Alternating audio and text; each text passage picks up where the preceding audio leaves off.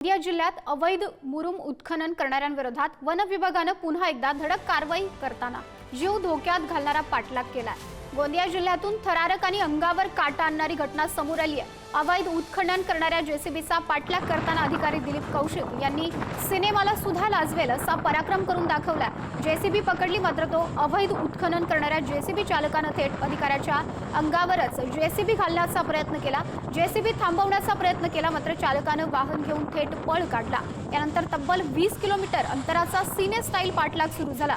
रात्रीच्या अंधारामध्ये सुद्धा दिलीप कौशिक यांनी न थकता पाठलाग करत जेसीबीचा मार्ग रोखण्याचा प्रयत्न केला।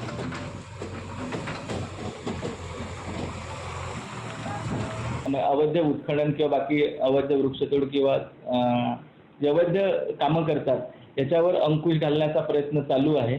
यापूर्वी सुद्धा अशा पद्धतीची इथे गोंदिया रेंजमध्ये झालेली होती, ती पण यापूर्वी सुद्धा कार्यवाही केलेली आहे। आणि अशी जे काही गुंड प्रवृत्तीचे लोक आहेत यांना आम्ही घाबरणार नाही आणि आम्ही आमचं कर्तव्य निश्चित चांगलं करत राहणार।